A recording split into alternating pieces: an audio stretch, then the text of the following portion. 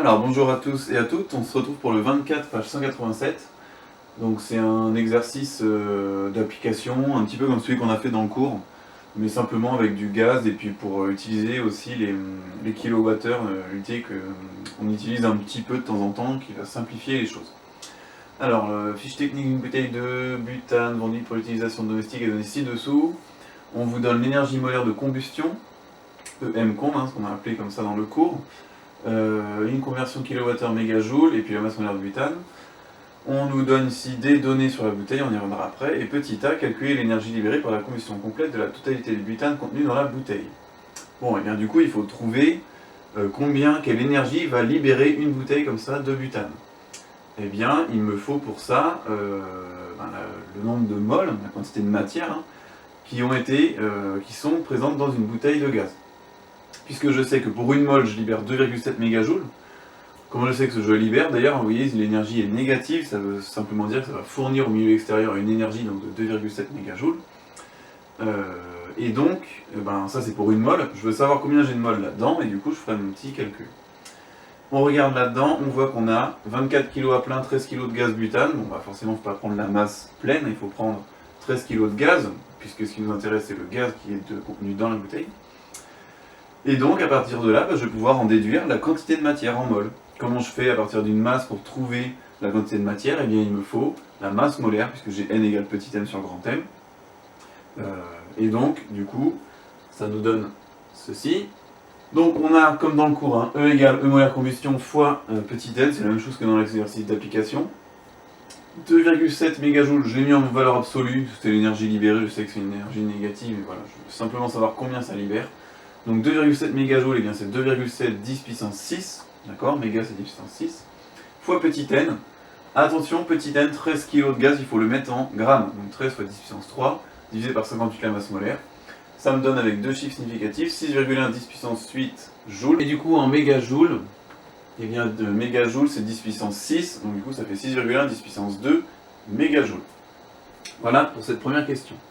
Donc, deuxième question, comparer le résultat du calcul avec l'indication donnée par le fabricant. Donc effectivement là on a une capacité énergétique de 179 kWh, donc c'est pas donné en joules, c'est donné en kWh. Eh bien, qu'est-ce que j'ai moi comme donnée? J'ai 1 kWh vaut 3,6 mégajoules. Et du coup on va convertir, donc simplement un produit en croix. 1 kWh ça fait 3,6 mégajoules. Dans mon cas j'ai 6,1 10 puissance 2 mégajoules. Combien? Ça fait 2 kWh. Alors moi je me suis mis en mégajoules, vous pouvez sinon là vous mettre en joules ici et ici. En tous les cas il ne faut pas se mettre en mégajoules là et en joules là, sinon ça ne va pas marcher. Bien évidemment il faut mettre la même unité partout. Parce que là, vous voyez, on va diviser des joules par des joules, enfin des mégajoules par mégajoules, sinon ça ne va pas marcher si vous ne mettez pas la bonne unité. Donc du coup cette énergie, ça me fait quoi? Ça me fait donc 6,1 10 puissance 2 fois 1 divisé par 3,6, j'ai pas mis le fois 1 ici. Ça fait 169 kWh, soit avec deux chiffres significatifs, 1,7 10 puissance 2 kWh.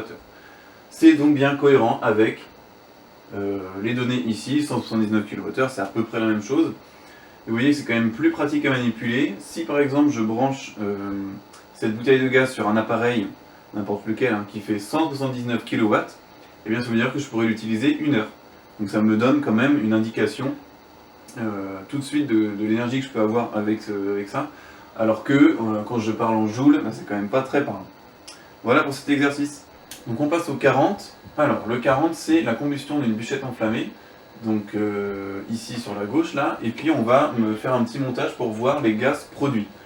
Donc vous avez ici du sulfate de cuivre anhydre et là de l'eau de chaux. On voit que après la réaction, on a quoi? On a un dépôt noir ici. On a du sulfate de cuivre hydraté, donc qui est devenu bleu. Et on a de l'eau de chaux troublée. Première question. Eh bien, écrire l'équation de combustion complète du glucose. On vous dit en effet ici que le bois, la combustion du bois peut être assimilée à la combustion du glucose. Donc c'est parti, combustion complète du glucose. Alors qu'est-ce qu'on a? On a du dioxygène forcément en combustible avec le glucose, d'accord, ici, et du CO2 et de l'eau en sortie, en produit. Bon, bien là c'est classique maintenant. J'ai donc 6 carbones ici, donc je mets 6 CO2, comme ça j'ai bien équilibré les carbones. 12 H ici, 6 x 2, 12, donc j'ai bien équilibré les hydrogènes. Il me reste les oxygènes, 6 x 2, 12 et 6, ça fait 18 oxygènes à droite. Il m'en faut donc 18 à gauche, mais j'en ai déjà 6 ici. Donc du coup, ça fait seulement 12. 6 x 2, 12. Et c'est bon, j'ai bien équilibré ma réaction. Ensuite, eh bien, on nous demande d'analyser les produits formés. Je ne repasse pas à la question, hein, la petite b, c'est quels sont les produits formés. Bon, eh bien, qu'est-ce qu'on vous dit? Enfin, qu'est-ce qu'on a vu? On a vu que le sulfate de cuivre, il était devenu bleu. Ça, vous vous rappelez peut-être en 5e, vous avez du sulfate de cuivre hydraté, anhydre, donc qui est blanc. Vous mettez un petit peu d'eau dessus, ou de la pomme, ce genre de choses. Ça devient bleu. Bah, ça met en évidence la présence d'eau. Donc il y a bien de l'eau en produit. Ensuite, l'eau de chaux est troublée. Ça met en évidence la présence de dioxyde de carbone, donc on a bien du CO2. Et le dépôt noir, eh bien, ça nous indique qu'il y a du carbone. D'accord, je vous l'avais dit, la suie, c'est du carbone, C tout simplement. On peut du coup en déduire que c'est une combustion qui est incomplète, et du coup, il y a un apport en dioxygène qui est insuffisant. C'est ce qu'on vous dit ici.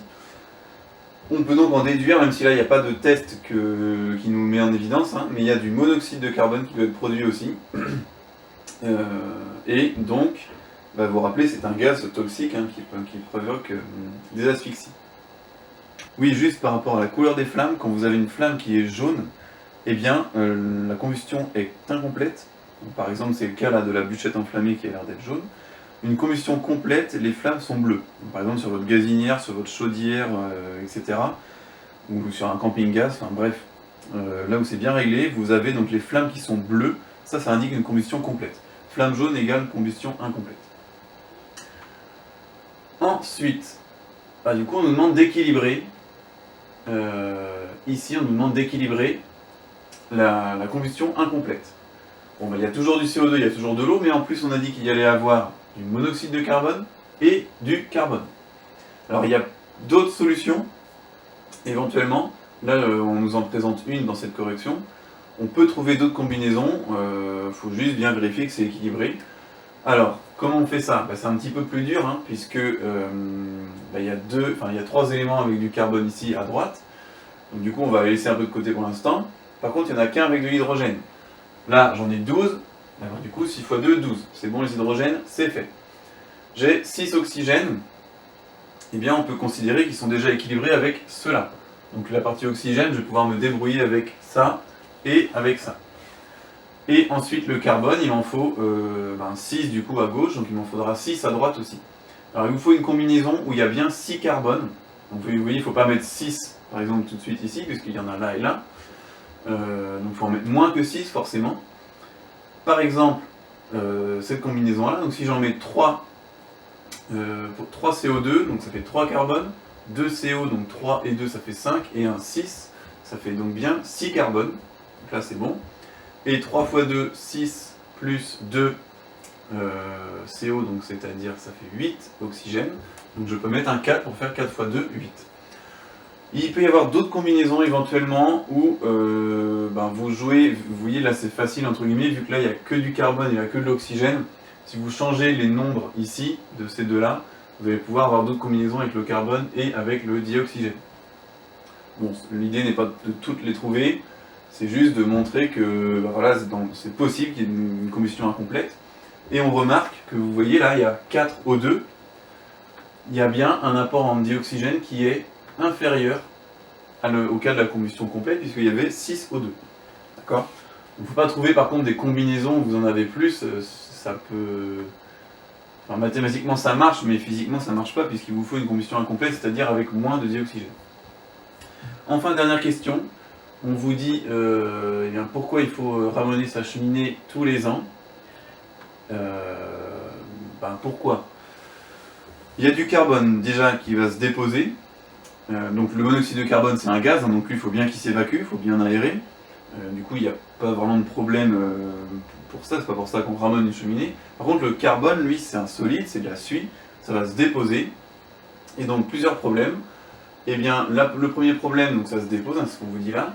Le diamètre du conduit est réduit. Donc si vraiment, vous voyez, s'il y a un dépôt énorme, à petit il y a de moins en moins de conduits. Et donc, ça empêche une bonne circulation des gaz. On peut imaginer vraiment qu'il n'y ait même plus du tout d'espace pour que les gaz s'échappent.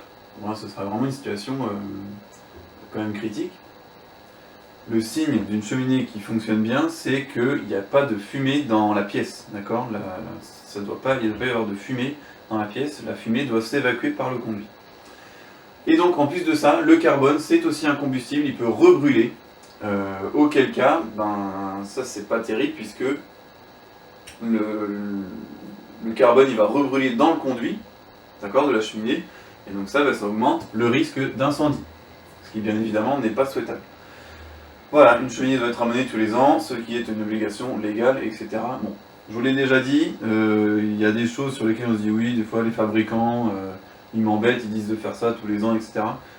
Tout ce qui est combustion, on rigole pas avec ça.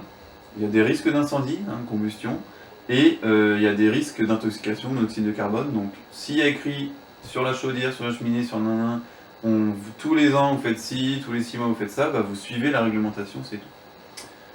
Voilà.